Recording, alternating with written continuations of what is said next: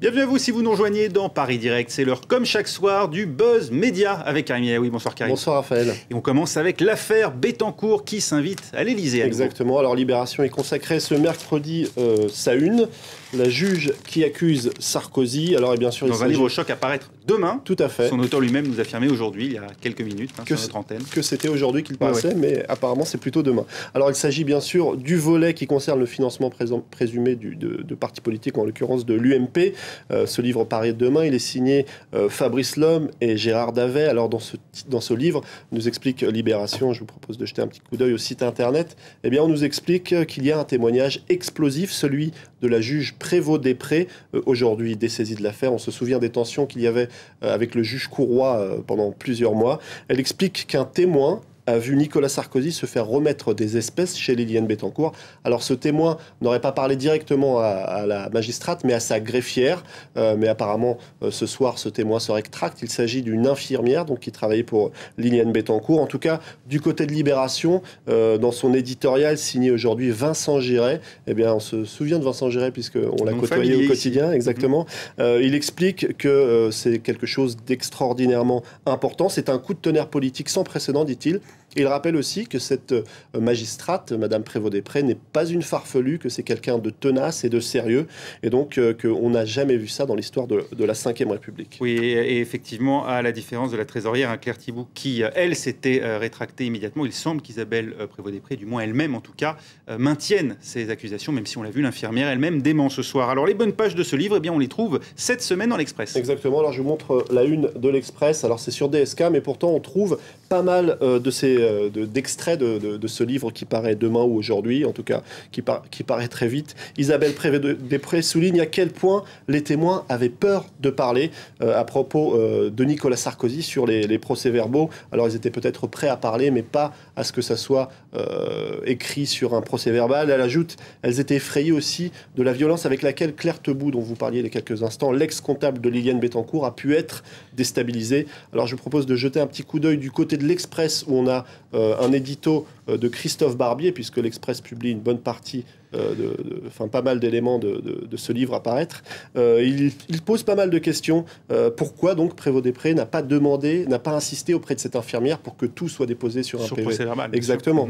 Et pourquoi elle-même, la magistrate, n'a pas révélé tout ça beaucoup plus tôt et attendre la sortie de ce livre. Alors pour Christophe Barbier, tout ça, ça pose un petit peu la question de la relation évidemment entre le pouvoir et entre la justice. Est-ce qu'il n'y a pas un lien trop fort entre le système Sarkozy et le système judiciaire? Mais il souligne aussi que de toute façon... entre la presse et la justice aussi, dans une certaine mesure, puisqu'on peut se demander dans quelle mesure la presse n'est pas, de ce point de vue-là, ou en tout cas de journalistes instrumentalisés dans une affaire dans laquelle on n'a pas de preuves matérielles. Tout à fait, parce que c'est des accusations extrêmement graves, et c'est vrai que ça peut relancer cette affaire Bettencourt, mais c'est vrai que on est dans un triangle politique, justice, médias. Alors, il souligne aussi que cette dérive a pu exister de toute façon sous Chirac comme sous Mitterrand. Vous vous rappelez sans doute de Jacques Toubon qui avait dépêché sur les sommets du Népal un hélicoptère pour aller chercher un magistrat dont il pensait qu'il pourrait être un petit peu plus favorable. C'était dans le cadre de l'affaire Tiberi. Alors donc ce n'est pas franchement nouveau, mais tout de même, on se pose la question de est-ce que ça va relancer cette affaire Bettencourt, mais aussi que va faire la justice des déclarations de la magistrate. La politique toujours, et Martine Aubry qui lâche Dominique Strauss-Kahn. Exactement, c'est à lire dans Le Monde et un petit peu partout d'ailleurs. Comment Martine Aubry a pris ses distances avec DSK. Alors ça se passe encore une fois, je vais descendre un petit peu la page pour qu'on voit un peu mieux Martine Aubry. Comment elle a pris ses distances avec DSK. Elle s'est encore exprimée elle aussi sur le plateau de Canal+, qui avait déjà fait un bon petit coup avant-hier avec Rocard, qui s'est excusé d'ailleurs aujourd'hui d'avoir eu ses propos sur DSK. Alors Martine Aubry dit qu'elle a toujours dit la même chose, ce qui n'est pas forcément vrai. Premièrement, la présomption d'innocence. Deuxièmement, je pense la même chose que beaucoup de femmes sur l'attitude de Dominique Strauss-Kahn vis-à-vis des femmes. Ce n'est pas franchement ce qu'elle avait laissé entendre et ce qu'elle avait laissé passer ces derniers mois, en soutenant clairement Dominique Strauss-Kahn, notamment au moment où la justice américaine avait abandonné ses charges. Elle s'était réjoui de façon très forte. Alors pourquoi maintenant, se demande la presse, pourquoi elle le lâche aujourd'hui? Peut-être qu'elle a des sueurs froides en lisant le Figaro qui nous explique que Dominique Strauss-Kahn devrait rentrer dimanche matin. Alors c'est vrai que peut-être qu'elle n'a pas tenu ses propos pour ne pas donner l'impression de tirer sur l'ambulance, mais maintenant, en prenant cette distance tardivement, eh bien certains y verront un retournement de veste à visée électorale. La politique toujours et la révolution Mélenchon. Alors, je vous propose de jeter un petit coup d'œil du côté de Marianne, exclusif Mélenchon, héros d'une web-série pour 2012. Alors, Jean-Luc Mélenchon, apparemment, a fait appel à des cracks du web pour construire sa campagne Internet. Alors, il s'appelle Alban Fischer, c'est ces deux jeunes hommes, et Arnaud Champrenier-Trigano. Alors, ce dernier ironise d'ailleurs à propos de Mélenchon en disant qu'il ne se retrouvera jamais au volant d'une Porsche. Une flèche acérée à destination des communicants d'EuroRSCG qui n'ont pas franchement bien géré l'affaire DSK, qui ont même plutôt ruiné sa com. Alors, ils expliquent qu'ils n'ont pas forcément le budget de la concurrence, mais ils ont des idées. Je l'ai dit, la Porsche, c'était juste avant l'affaire. Ouais, effectivement, ça n'a pas contribué à redorer le blason de Dominique Strauss-Kahn avant cette affaire. Et puis même pendant l'affaire, ils n'ont pas franchement été particulièrement brillants.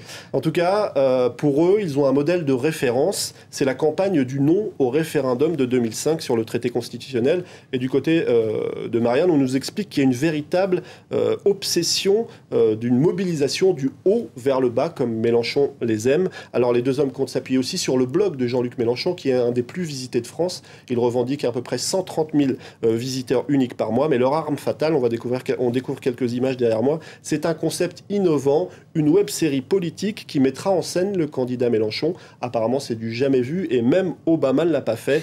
Ça sera en 12 épisodes à découvrir. Apparemment, ils vont plus s'inspirer de séries américaines que de Plus belle la vie. On attend ça avec impatience. Puis très rapidement, Karim, Frédéric Mitterrand, star des fourneaux. Alors, je vous montre ça très rapidement. Il va participer à une émission phare de M6 qui s'appelle Un dîner presque parfait. Il va inviter 4 candidats qui participent aussi à ce jeu pour venir déguster un petit repas du côté du ministère. Évidemment, lui ne fait pas partie, ne sera pas jugé, mais en tout cas, ça sera pour marquer la première journée de la gastronomie. Alors voilà, Frédéric Mitterrand qui invite. Je vous propose de vous rafraîchir un petit peu la mémoire. Il avait déjà invité avec cette petite photo qu'on découvre peut-être. Vous vous souvenez de Frédéric Mitterrand en pyjama? Ah non. Ah bah alors c'était en 2010, je ne sais pas si on peut voir l'image. Voilà, bon enfin bref, on avait Frédéric Mitterrand en pyjama, maintenant c'est Frédéric Mitterrand cuistot.